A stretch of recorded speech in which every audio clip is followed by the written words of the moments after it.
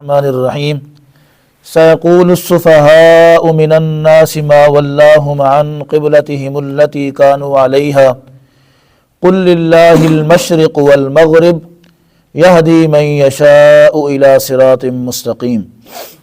سيقول السفهاء ان قریب کہیں گے بے وقوف لوگ، من الناس لوگوں میں سے، ما ولاهم کس چیز نے پھیر دیا ان کو، عن قبلتهم التي كانوا عليها اس قبلہ سے جس پر یہ تھے، یعنی جس کی طرف منہ کر کے یہ نمازیں پڑھتے تھے۔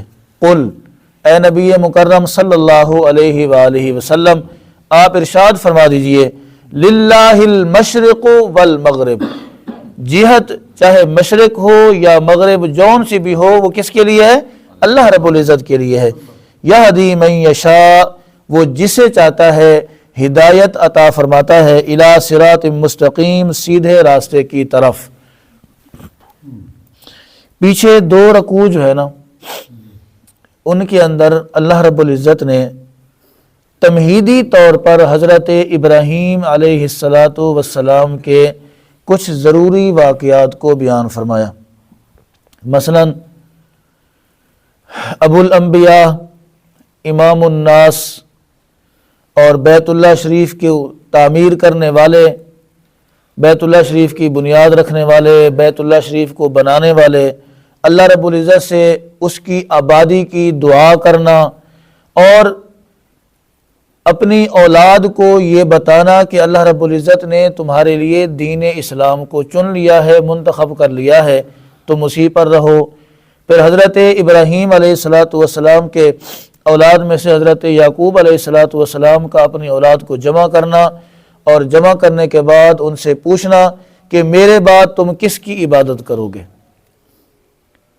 پھر یہود کی جو غلط فہمیاں تھیں ان کا جواب دینا کہ وہ سمجھتے تھے یہودی اور عیسائی حضرت ابراہیم علیہ السلام یہودی تھے یا عیسائی تھے۔ اللہ نے فرمایا کہ وہ یہودی بھی نہیں تھے، وہ عیسائی بھی نہیں تھے، بلکہ وہ خالصتاً یکسو مسلمان تھے۔ یہ ساری چیزیں بیان کرنے کے بعد اب جو ہے نا یہاں سے تقریباً 2 رکوع تک اللہ رب العزت نے تحویل قبلہ کے مسئلے کو بیان فرمایا ہے۔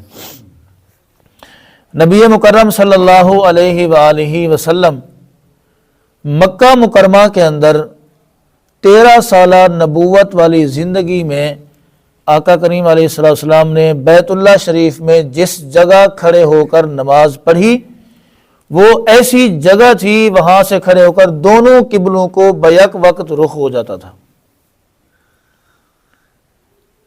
استقبال قبلتین ہو جاتا تھا بیک وقت۔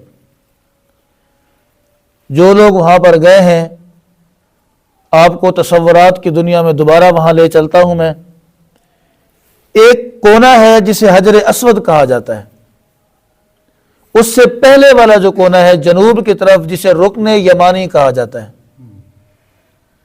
رکن یمانی اور حجر اسود کے درمیان جس دعا کے مانگنے کا حکم ہے وہ ہے ربنا آتنا فی الدنیا حسنۃ وفی الآخرۃ حسنۃ وقنا عذاب النار۔ اس وقت آپ نے صرف یہ دعا پڑھنی ہے، یہ سنت ہے، یہ حضور علیہ السلام سے ثابت ہے۔ باقی جو مرضی دعا پڑھیں، جتنی مرضی دعائیں مانگیں، وہ آپ کا اپنا اختیار ہے، لیکن یہاں پر اس لمحے کے اندر، اس فاصلے کے اندر آپ نے ایک ہی دعا پڑھنی ہے۔ رکن یمانی جو ہے یہ جنوب کی طرف واقع ہے۔ یہاں پر کھڑے ہو کر جو بھی بندہ نماز پڑھے گا بیک وقت اس کا رخ، اس کا منہ قبلہ بیت اللہ شریف کی طرف بھی ہوگا اور بیت المقدس کی طرف بھی ہوگا۔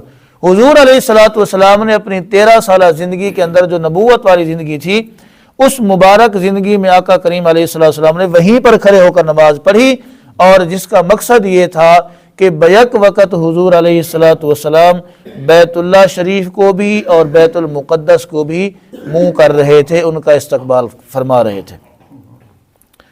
اور جتنے لوگ مسلمان ہوئے اس عرصے میں، صاف ظاہر جب حضور علیہ السلام کو بیت اللہ شریف سے محبت ہے تو ان سب کو بھی بیت اللہ سے محبت تھی۔ اب 13 سال کے عرصے کے بعد جب حضور علیہ السلام کو مجبور کیا گیا اپنا علاقہ چھوڑنے پر حضور علیہ الصلوۃ والسلام کو مجبور کیا گیا بیت اللہ شریف چھوڑنے پر، جس سے آقا کریم علیہ الصلوۃ والسلام کو بے انتہا محبت تھی۔ تو آقا کریم علیہ الصلوۃ والسلام جب مدینہ منورہ کی طرف ہجرت فرما رہے تھے تو حضور علیہ الصلوۃ والسلام رو رہے تھے، آپ کی مبارک آنکھوں میں آنسو جاری تھے، اور یہ فرما رہے تھے اے بیت اللہ مجھے تجھ سے بہت زیادہ محبت ہے، میں تجھ سے بچھڑنا نہیں چاہتا، میں تجھے چھوڑنا نہیں چاہتا، میں تجھ سے الگ نہیں ہونا چاہتا، لیکن کیا کروں، تیرے علاقے کے لوگ مجھے یہاں پر نہیں رہنے دیتے، انہوں نے مجھے یہ علاقہ چھوڑنے پر مجبور کر دیا ہے۔ تو حضور علیہ الصلوۃ والسلام نے مدینہ شریف کی طرف ہجرت فرمائی، اور وہاں پہنچنے کے بعد 17 مہینے تک یا 16 مہینے تک مسلسل حضور علیہ الصلوۃ والسلام نے بیت المقدس کی طرف منہ کر کے نماز پڑھی۔ مدینہ منورہ جو ہے یہ بالکل سینٹر میں ہے، بالکل سینٹر میں، اس کے جنوب کی طرف بیت اللہ اور شمال کی طرف بیت المقدس ہے، بالکل سینٹر میں۔ اگر حضور علیہ السلام بیت المقدس کی طرف رخ کر کے نماز پڑھتے تو بیت اللہ کو پیٹھ ہوتی، اور بیت اللہ کی طرف نماز پڑھتے تو بیت المقدس کو پیٹھ ہوتی۔ اچھا، مزیداری کی بات یہ ہے اللہ رب العزت نے کہیں بھی قرآن مجید کے اندر یہ ارشاد نہیں فرمایا کہ ہم نے حضور علیہ السلام سے کہا تھا کہ آپ بیت المقدس کی طرف منہ کر کے نماز پڑھیں۔ وحی کی دو قسمیں، ایک وحی جلی جو قرآن کی صورت میں ہمارے سامنے موجود ہے، ایک وحی خفی جو اللہ رب العزت نے حضور علیہ السلام کو براہ راست یا آپ کے دل میں کوئی چیز ڈال دی، وہ وحی خفی ہے۔ وحی جلی کے اندر تو کہیں بھی نہیں آتا کہ حضور علیہ السلام کو اللہ رب العزت نے یہ حکم دیا ہو کہ آپ بیت المقدس کی طرف منہ کر کے نماز پڑھیں۔ ہو سکتا ہے وحی خفی کے ذریعے اللہ رب العزت نے حضور علیہ السلام کو یہ حکم دیا ہو، جس کی وجہ سے آقا کریم علیہ السلام نے بیت المقدس کی طرف منہ کر کے نماز پڑھی۔ یہاں پر ایک نکتہ ہے، اسلام جو ہے اس کا ایک رخ ہے ظاہر کا، ایک رخ ہے باطن کا۔ جو مسلمان ہیں یہ ظاہر کو زیادہ اہمیت دیتے ہیں، باطن کی طرف اتنی توجہ نہیں ہوتی۔ مثلا ایک بندہ مسجد میں آ کر نماز پڑھتا ہے، یہ تقسیمیں ہماری اپنی ہیں، دین کی تقسیم کوئی نہیں ہے۔ دین ایک ہے جو اللہ رب العزت نے ہمیں عطا فرمایا ہے۔ اگر اہل سنت کی مسجد میں کوئی بندہ جا کر نماز پڑھتا ہے، وہ رفع یدین کرتا ہے، تو اسے عجیب نظروں سے دیکھا جاتا ہے، یہ کون آ گیا، کہاں سے آ گیا، یہ کیسی نماز پڑھ رہا ہے۔ اگر کسی نے آمین بالجہر اونچی آواز سے کہہ دیا، عجیب انداز سے، عجیب طریقے سے دیکھا جاتا ہے۔ اسی طریقے سے اس طرف جا کر کوئی بندہ رفع یدین کے بغیر نماز پڑھتا ہے تو اسے عجیب طریقے سے دیکھا جاتا ہے۔ کوئی بندہ آمین بالجہر نہیں کہتا تو عجیب نظروں سے دیکھا جاتا ہے، یہ پتہ نہیں کون سی مخلوق ہے، کہاں سے آ گئی۔ یہ ہے ظاہر کو دیکھنا۔ ہم ظاہر کو دیکھ کر کسی بھی انسان کے متعلق فیصلہ کرتے ہیں کہ یہ کیا ہے، اور ہماری ترجیحات کے اندر ظاہر جو ہے وہ کوٹ کوٹ کر بھرا ہوا ہے، باطن نہ اپنا دیکھتے ہیں نہ کسی اور کا باطن تو ہم دیکھ ہی نہیں نہ سکتے، کیونکہ کون کسی کے اندر جا کے دیکھے گا، جھانکے گا، یہ تو اللہ ہی جانتا ہے نا اندر کے حالات کسی کے کیا ہیں۔ لیکن ہم ظاہر کو دیکھ کر فیصلہ کرتے ہیں۔ یہاں پر بھی اللہ رب العزت اور نبی مکرم صلی اللہ علیہ وآلہ وسلم ان مسلمانوں کو جو مکہ مکرمہ کے اندر کوئی 13 سال سے مسلمان تھا، کوئی 12 سے تھا، کوئی 11 سے، کوئی 10، کوئی 9، کوئی 8، یعنی کافی عرصے سے مسلمان تھے، جو بیت اللہ شریف کی طرف منہ کر کے نماز پڑھتے تھے، جن کے دلوں کے اندر بیت اللہ کی محبت کوٹ کوٹ کر بھری ہوئی تھی، اللہ رب العزت اور نبی مکرم صلی اللہ علیہ وآلہ وسلم ان کو آزمانا چاہتے تھے۔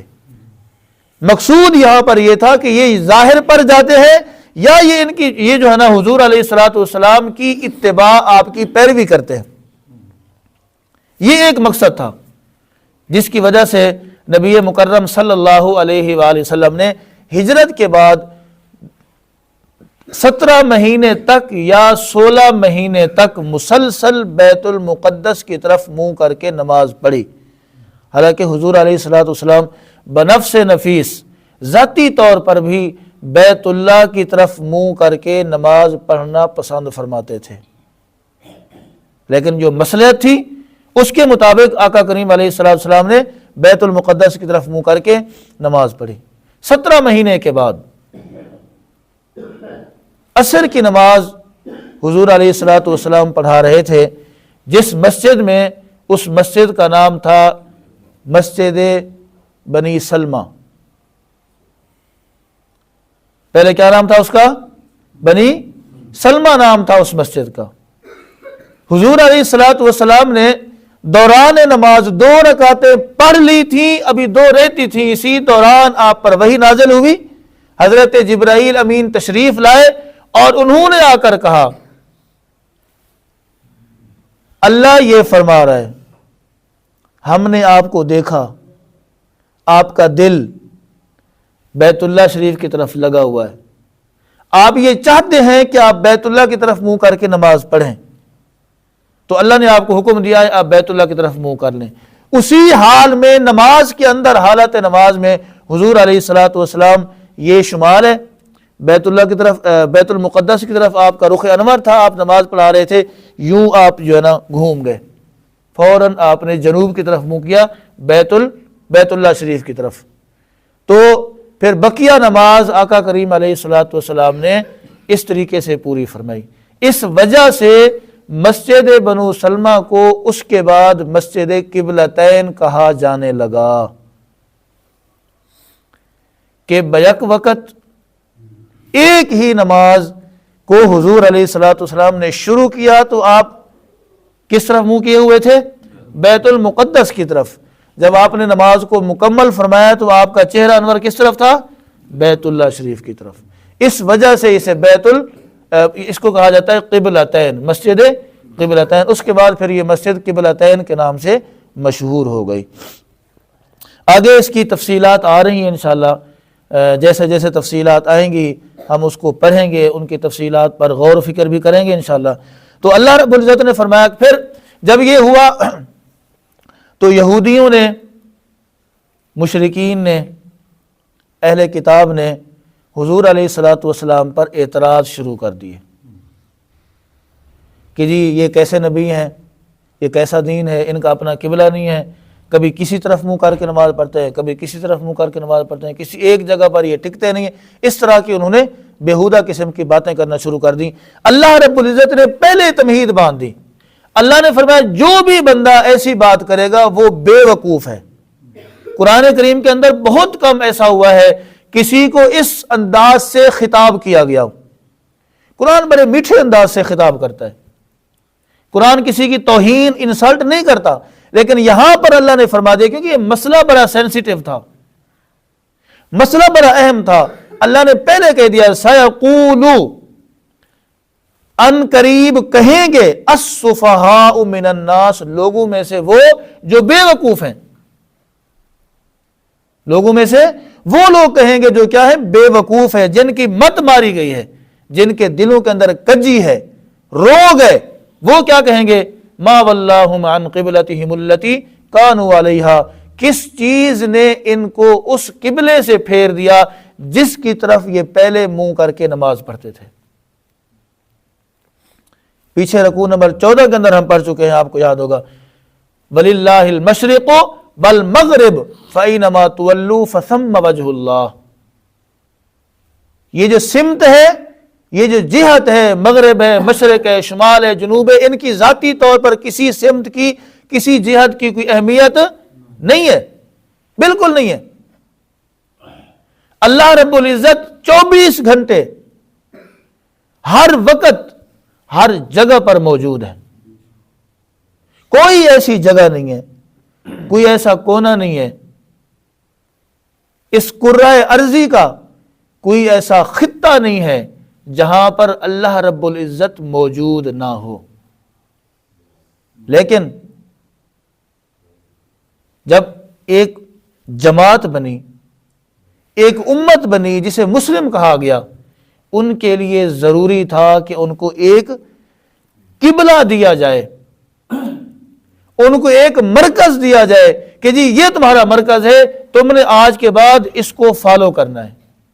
تو اس کے لیے اللہ رب العزت نے بیت اللہ شریف کا انتخاب فرمایا۔ یہاں پر بھی یہی فرمایا، قل، اے نبی مکرم صلی اللہ علیہ وسلم، جب بھی کوئی بندہ آپ سے اس طرح کا سوال کرے آپ ارشاد فرما دیجیے گا، للہ المشرق والمغرب، کسی جہت کی کوئی ذاتی طور پر اہمیت حیثیت نہیں ہے، لیکن اللہ رب العزت نے جسے اہمیت دے دی وہ ہمارے لیے اہم ہے۔ ہم نے اللہ کے قانون کو، اللہ رب العزت کے بتلائے ہوئے طریقہ کو اپنانا ہے، اس کے علاوہ ہم اپنی طرف سے کچھ بھی نہیں کر سکتے۔ باقی جتنی جہتیں ہیں، جتنی سمتیں ہیں، ان کے اپنے طور پر کوئی حیثیت نہیں ہے، اللہ ہر طرف ہر وقت موجود ہے۔ وَكَذَلِكَ يَهْدِي مَن يَشَاءُ إِلَىٰ صِرَاطٍ مُسْتَقِيمٍ۔ آگے اللہ نے فرمایا کہ یہ اللہ رب العزت کے قبضہ قدرت کے اندر ہے، وہ جسے چاہے جب چاہے ہدایت عطا فرما دے سیدھے راستے کی طرف۔ دعا ہے اللہ رب العزت مجھے آپ کو سیدھے راستے کی توفیق عطا فرمائے، اللہ ہمیں ہمیشہ سیدھے راستے پر رکھے، اللہ تبارک و تعالی ہماری عبادات کو قبول فرمائے، اللہ ہمارے دلوں کے اندر اپنا ڈر اور اپنے محبوب علیہ الصلوۃ کی محبت پیدا فرمائے۔ وآخر دعوانا ان الحمد للہ رب العالمین۔